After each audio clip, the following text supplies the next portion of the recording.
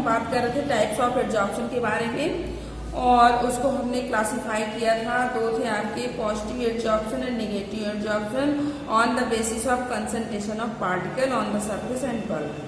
कहने का मतलब ये है कि कहाँ पर पार्टिकल्स ज़्यादा है, सरफेस पे या बल्क में, उसके आधार पर आपके एड्जॉर्प्शन जो है अधिशोषण दो टाइप के थे, एक पॉजिटिव और दूसरा नेगेटिव। पॉजिटिव एड्जॉर्प्शन में हमने बताया था कि पॉजिटिव एड्जॉर्प्शन वह एड्जॉर्प्शन है जिसमें कि एड्जॉर्बेट का कंसंट्रेशन सरफेस पे ज़्यादा होता है बल्क की तुलना में। क्लियर। नेगेटिव एड्जॉर्प्शन में हमने बताया था कि कंसंट्रेशन ऑफ एड्जॉर्बेंट जो है वो बल्क में ज़्यादा होगा और सरफेस पे कम होगा।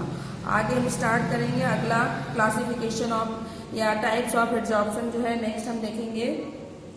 एक तो पॉजिटिव और नेगेटिव एड्जॉर्प्शन हो गया, दूसरा मेन जो टाइप्स है एड्जॉर्प्शन का वो क्या, देखिए types of adsorption. Types of adsorption on the basis of types of absorption on the basis of force of attraction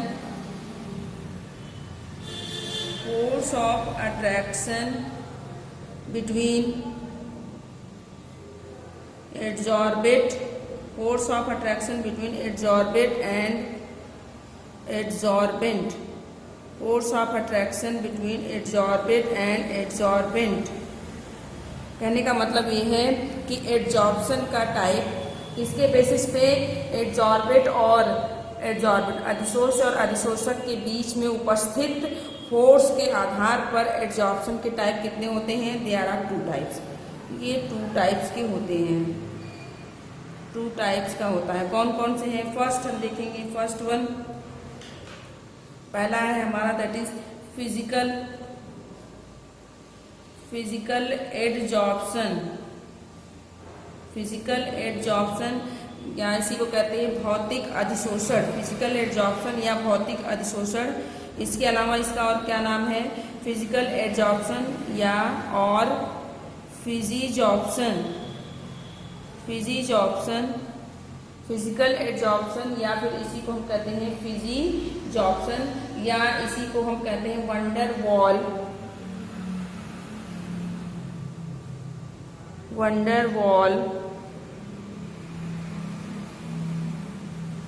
wall adsorption. Clear.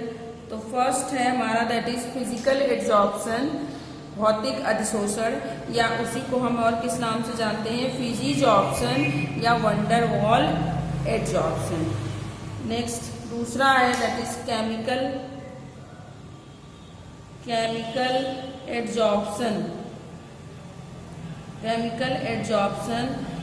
मतलब इसका रासायनिक अधिशोषण या इसी को बोलते हैं केमिजॉर्प्शन, दैट इज ऑल्सो कॉल्ड केमिजॉर्प्शन, या इसी का एक और नाम है दैट इज लैंगम्यूर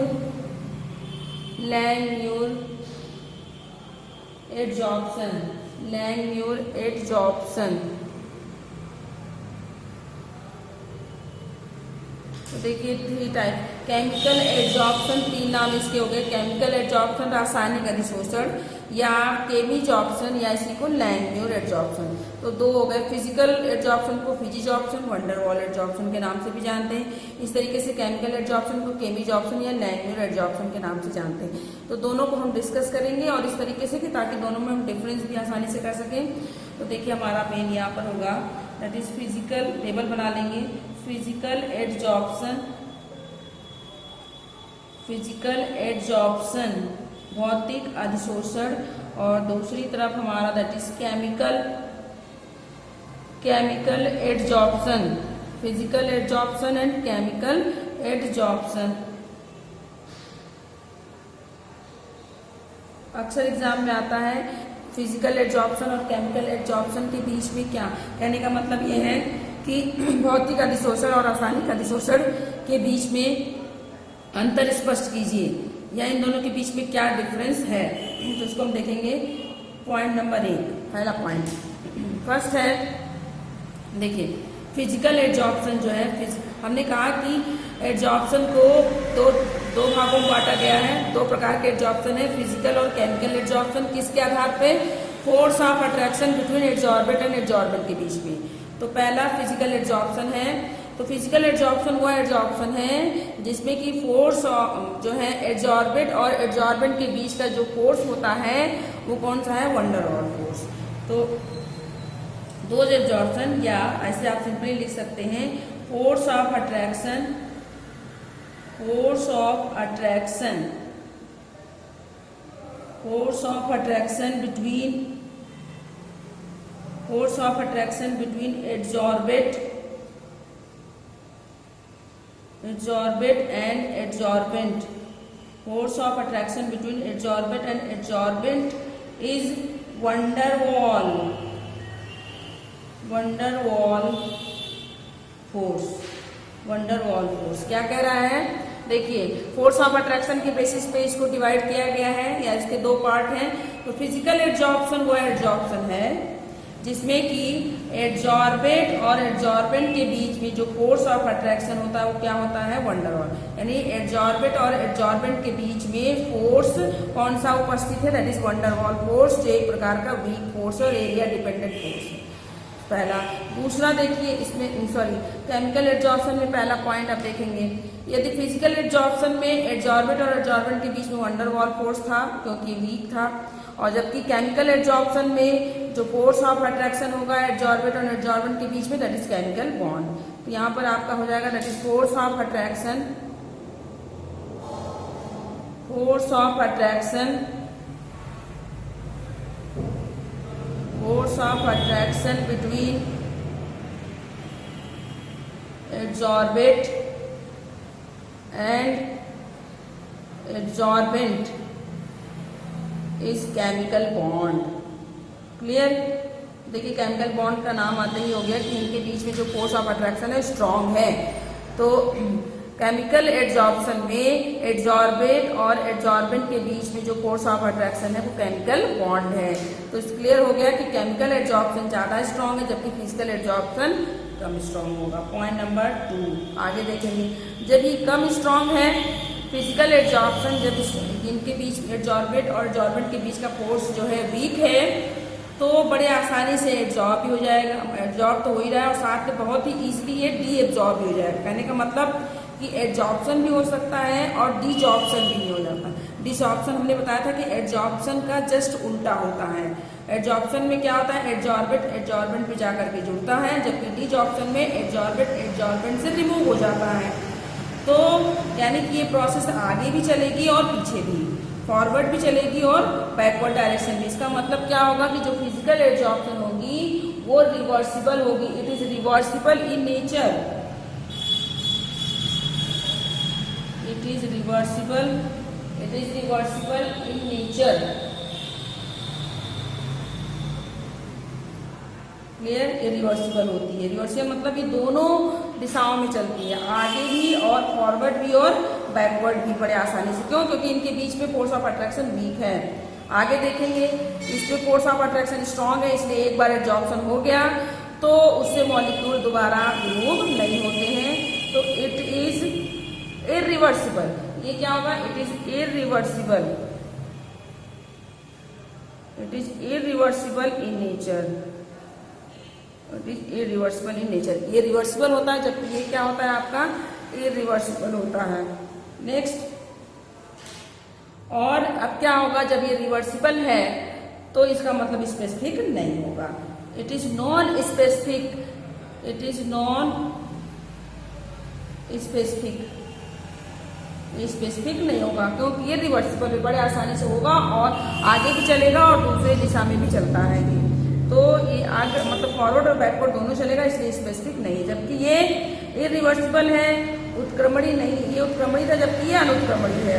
ये एक ही दिशा में होगा, दूसरी दिशा में नहीं। इसका मतलब क्या होगा, इट इज स्पेसिफिक, ये स्पेसिफिक होगा। क्लियर, ये स्पेसिफिक इन नेचर, ये नॉन स्पेसिफिक है जबकि ये स्पेसिफिक इन नेचर है।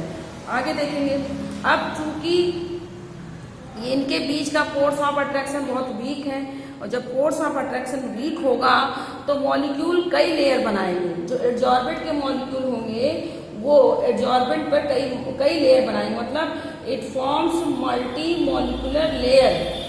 देखिए, it usually forms multi-molecular layer.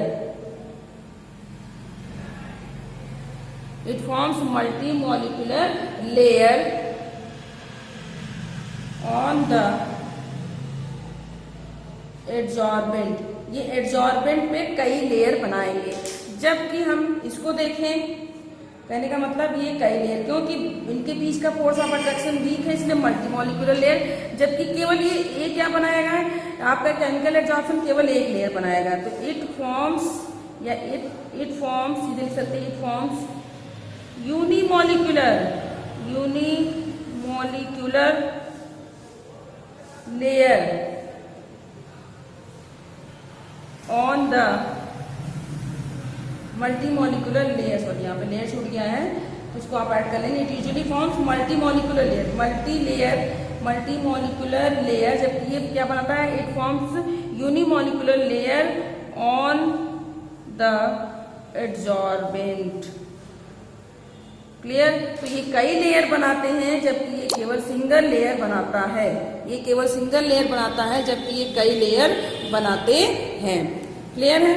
Next हम देखेंगे अगला डिफरेंस इनके बीच में। नेक्स्ट पॉइंट, अब चूंकि फिजिकल एब्जॉर्प्शन वीक होता है इसलिए इसके बीच इसको जो है इंथैल्पी की आवश्यकता भी कम होती है। लो इंथैल्पी ऑफ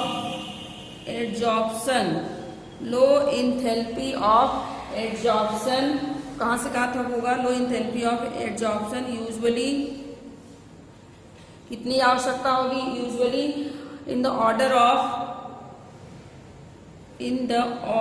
ऑफ कहां से 20 किलो जूल पर मोल से 40 किलो जूल पर, 20 kilo joule to 40 kilo joule की आवश्यकता होती है, किलो जूल पर मोल की आवश्यकता होती है।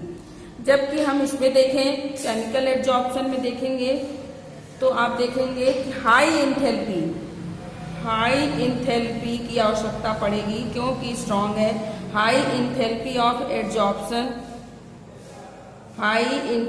एड्सॉर्प्शन दैट इज क्या होगा, 200 टू 400 किलो जूल पर मोल की आवश्यकता पड़ती है। तो आपने देख लिया दैट इज द डिफरेंस। ये डिफरेंस है किसके बीच में, फिजिकल एब्जॉर्प्शन और केमिकल एब्जॉर्प्शन। एक बार इसको फिर से रिपीट कर लेंगे, देखेंगे फिजिकल एब्जॉर्प्शन, एड्सॉर्बेंट और एड्सॉर्बेंट के बीच का के ऊपर बीच में वंडरवॉल फोर्स होता है।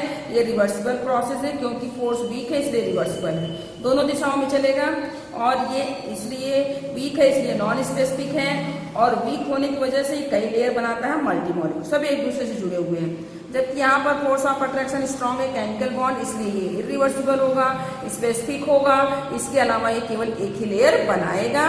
और चूंकि ये वीक है इसलिए यहाँ पर इसको इंथैल्पी ऑफ एड्सॉर्प्शन की आवश्यकता बहुत ही कम है, that is 20 to 40 kilo joule per mole. जबकि यहाँ पर हाई इंथैल्पी ऑफ एड्सॉर्प्शन है 200 to 400 kilo joule per mole. That is the difference in between physical adsorption and chemical adsorption. And this topic is the very important क्योंकि exam में अक्सर पूछा जाता है इन दोनों के बीच का डिफरेंस।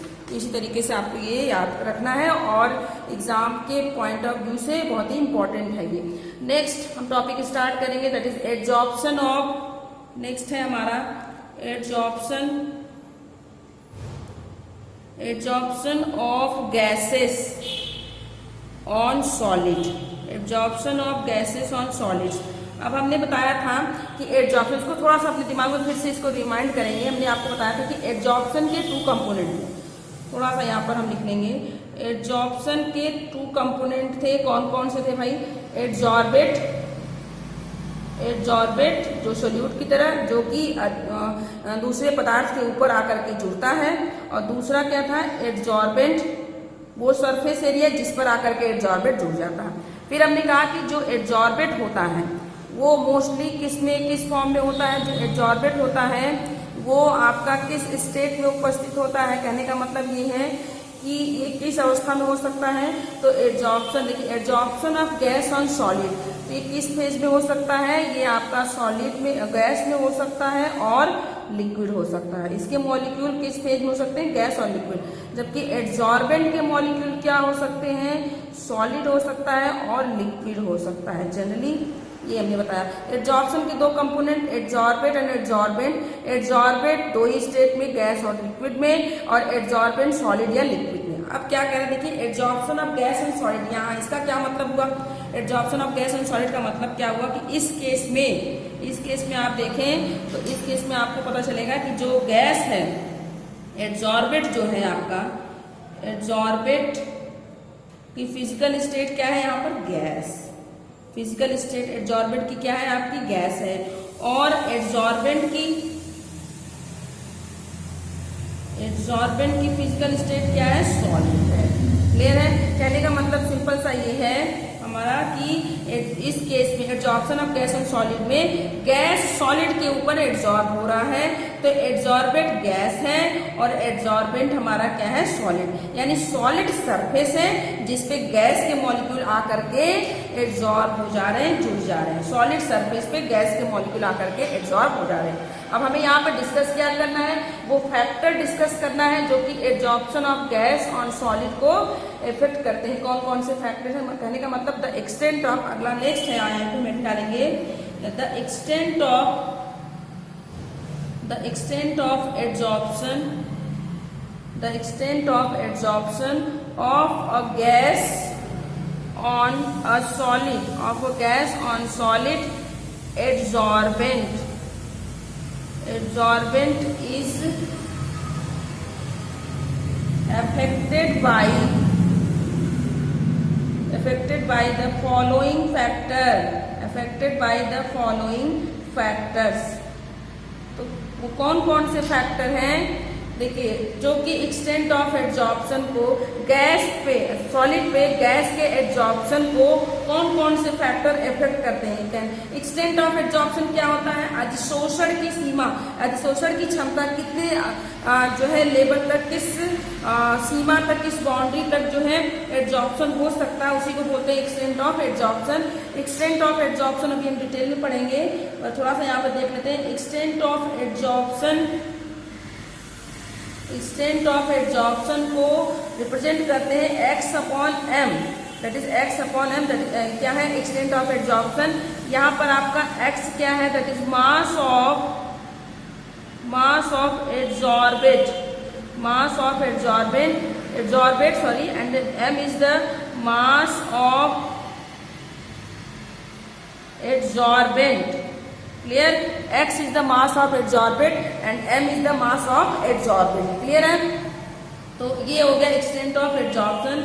तो एक्सटेंट ऑफ एड्सॉर्प्शन अधिशोषण की सीमा को जो है सॉलिड पे, सॉरी ऐसे आप करेंगे इसको, सॉलिड पर गैस के अधिशोषण की सीमा को कौन कौन से फैक्टर हैं जो प्रभावित करते हैं, तो इसको देखेंगे कौन कौन से फैक्टर हैं। तो फर्स्ट पॉइंट है, फर्स्ट आपका फैक्टर, पहले सारे फैक्टर हम नोट कर लेंगे। फर्स्ट पहला फैक्टर है नेचर ऑफ गैस या नेचर ऑफ एड्सॉर्बेट, क्योंकि जो हमारा गैस है वही तो एड्सॉर्बेट है। तो नेचर ऑफ गैस का नेचर कैसा होना चाहिए कि एक्सटेंट ऑफ एड्सॉर्प्शन ज्यादा हो, गैस किस तरीके का हो कि एड्सॉर्प्शन क्या हो, ज्यादा हो। तो जो गैस बड़े आसानी से लिक्विफाइड हो जाते हैं, जो गैस बहुत ही आसानी से लिक्विफाइड हो जाते हैं, उनका एक्सटेंट ऑफ एड्सॉर्प्शन ज्यादा होता है। कहने का मतलब ये है कि द इजीली लिक्विफिएबल या लिक्विफिएबल, जो गैस आसानी से लिक्विफाइड हो जाते हैं, लिक्विड में कन्वर्ट हो जाते हैं। The easily liquefiable gases like, कौन कौन से, जैसे अमोनिया, HCl और कार्बन डाइऑक्साइड एटसेट्रा, और भी हो सकते हैं। The easily liquefiable gas like ammonia, HCl, CO2 etcetera are adsorb easily, ये बड़े आसानी से एड्सॉर्ब होते हैं, आर एड्सॉर्ब इजिली या adsorb to a greater greater extent, अधिक मात्रा में, greater extent than the permanent gas, क्योंकि ये कौन से गैस थे, ये आपके temporary gas, then the permanent gases such as hydrogen, oxygen, nitrogen etcetera.